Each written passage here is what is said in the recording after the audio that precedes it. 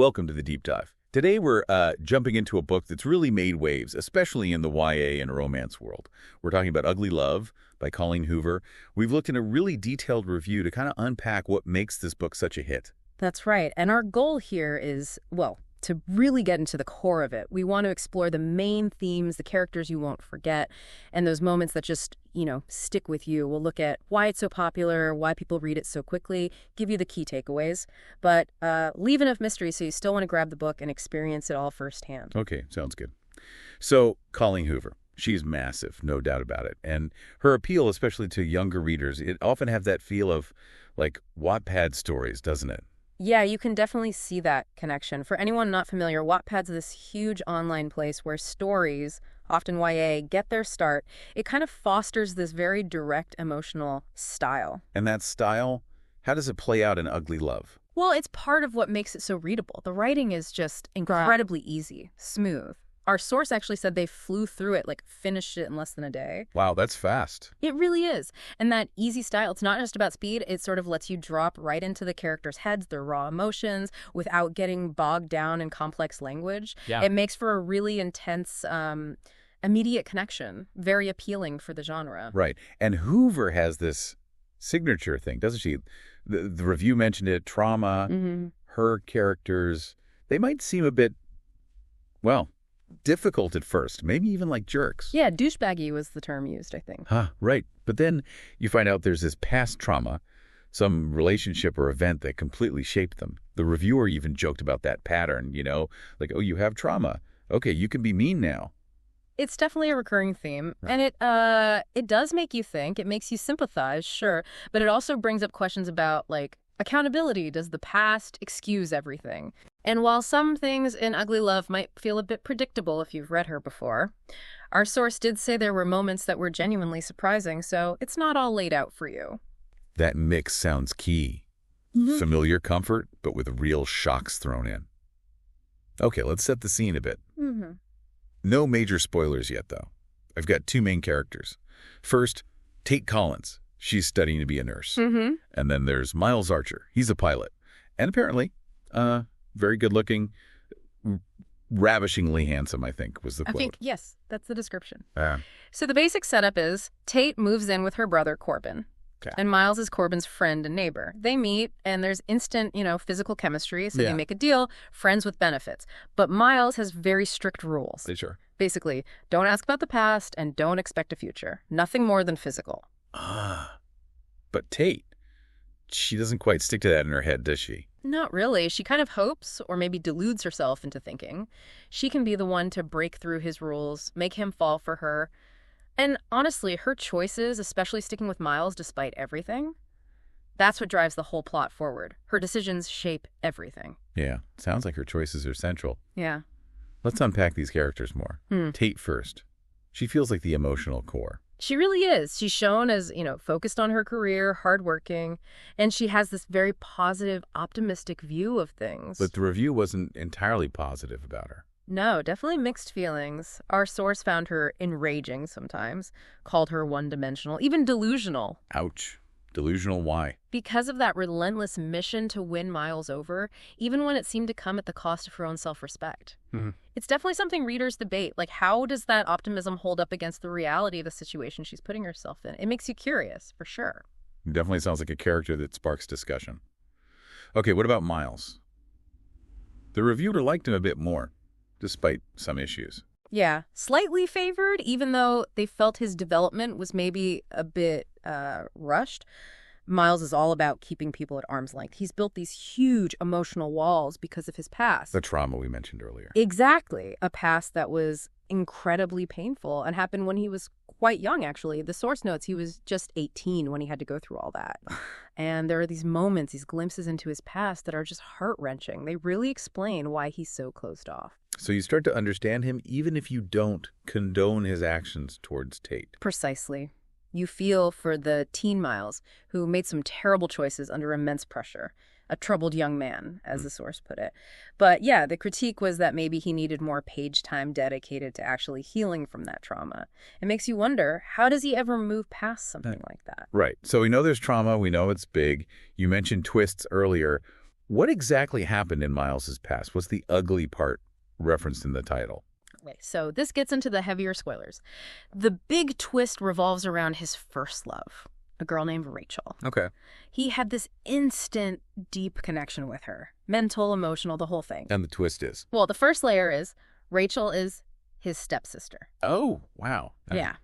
The source calls it a weird relationship right off the bat, but they apparently tried to keep things cordial or at least pursued some kind of relationship. And it gets worse. Much worse. They had a baby together, a son named Clayton. Whoa. Step-siblings having a child. That's a lot. It is. And this whole situation, the secrecy, the forbidden aspect, and then what happens next, it's what completely breaks Miles. It's why he swore to not love anybody ever again. So what happened? What's the core trauma? It's truly tragic. After Clayton was born, there was an accident. Their car went into a lake. Oh, no. And Miles, in that moment, he saved Rachel. But he couldn't save Clayton. Oh, my. Clayton drowned. And then Rachel blamed Miles for their son's death and left him. That's devastating. Absolutely devastating. I can see why that would shut someone down completely. Exactly. It's incredibly heavy, and it really casts a long shadow over everything Miles does in the present with Tate. It's the kind of reveal that makes you reevaluate everything. Wow. Okay, deep breath. That's intense. And look, if hearing about this depths, this kind of intense emotional journey makes you want to experience a full story and see how it all unfolds, we've got a link to Buy Ugly Love right there in the episode description. Definitely worth checking out if this has grabbed your interest. Yeah, it's a lot to process. So knowing that about Miles's past, how does the story possibly get from there to any kind of happy ending with Kate? It seems almost impossible. Well, things shift in the present day. There's a conflict. Miles gets jealous when he sees Tate with a male friend from her nursing program. Yeah, jealousy. The classic trigger. Right. And Tate, she finally reaches her breaking point and tells Miles how she feels. And he immediately falls back on his rule. No dating, just physical, the usual. Of course. But this time, Tate does something different. She actually stops talking to him, cuts off contact. The reviewer kind of cheered for this moment, actually. Called it her finally ditching the I love him, he doesn't respect me, but he's so hot cycle. Good for Tate. So what happens then? Does Miles just let her go? Not quite. This is where some side characters actually play a pretty crucial role. Her brother Corbin and another friend, Ian. Okay. They basically stage an intervention, more or less. They convince Miles he has to confront his past. He needs to see Rachel again to actually start healing. Wow, that's a big step. Does he do it? He does. He finds Rachel and discovers that she's moved on. She's married now, even has a daughter. How does he react to that? Seeing her happy, seeing her have a new life, it apparently inspires him and makes him realize he can find happiness again, too. Interesting. So that's the catalyst for him. It seems to be, because right after that, he runs back to Tate's apartment. He proposes, but in a very unique, kind of quirky way, in an airplane, apparently, with Cap. Cap. Who's Cap? Cap is this lovely 80-year-old pilot friend of Tate's, a sort of mentor figure, adds a bit of charm. Okay, an airplane proposal with an elderly pilot. That's memorable. Definitely. So they get married, and later they have a daughter. Let me guess, they name her. Yep, they name her Cap after the old man. So on the surface, happily ever after. Right. The classic romance ending. But yeah, given everything, how did that ending actually feel to the reviewer? Did it seem earned? That's where the critique comes back in. The source felt the ending was quite rushed and, yeah, predictable, though they did add it wasn't objectively bad. But rushed, predictable, after all that trauma. Exactly. The big issue was the lingering questions about Miles. Like, okay, he's married Tate, they have a kid, but has he actually healed? Good question. Has he dealt with the immense guilt of losing Clayton? The fear of history repeating with his new daughter? Has he truly recovered from being blamed for his child's death?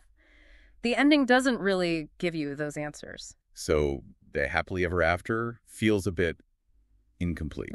Potentially, yeah. It feels more like the start of a new chapter than the final resolution of his deep-seated issues.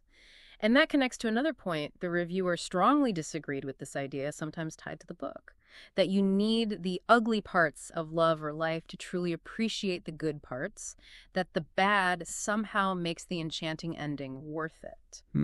I can see why they'd push back on that. Like the trauma is just a plot device to make the ending sweeter. Right. It raises that question for you, the listener. Does extreme suffering really enhance happiness? Or is that kind of a narrative shortcut? It's something think about. Absolutely. It touches on how fiction sometimes simplifies the long, messy process of healing from real trauma. So, with all that in mind, the easy style, the heavy themes, the rushed ending, the lingering questions, who is this book actually for? Well, the source was pretty clear. It's definitely for you if you're already a fan of or obsessed with Wattpad-style fan fiction. Or if you enjoy fantasy romance novels, maybe that blend of escapism and intense emotion. It's also great if you're just started reading romance because the vocabulary is very straightforward. So, accessible and familiar territory for certain readers. Exactly. The experience is described as fast and predictable, but in a way that's comforting. It hits those emotional notes, fuzzy, cozy, warm, sad, and happy. Perfect for, like, a winter night with hot chocolates and marshmallows. That's literally the recommendation. Love that. But there's a flip side. Yeah, pretty important one. If you're specifically looking for healthy and real romance, the source suggests this probably isn't it. Maybe pack your bags up from here was the phrase. Okay, so manage expectations about the relationship dynamics. Right, but even with that warning, they still suggested maybe reading it anyway. For the experience, maybe for a good lighthearted laugh at some of the tropes, or just to see what all the fuss is about. That makes sense. It sounds like Ugly Love really nails that mix of being a comfortable, almost predictable romance read on one level, but then hits you with these incredibly heavy, unexpected emotional punches. It clearly resonates with its audience, even with those critiques. Absolutely. It delivers that emotional roller coaster. You get the warm fuzzies, but you're also left with these really interesting, quite deep questions to mull over. And maybe a final thought for our listeners to take away. Yeah, building on that critique about healing.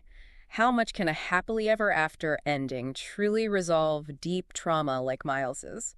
Is it the end of the story, or is it really just the start of a whole new complex journey for him, for them, that continues long after we close the book?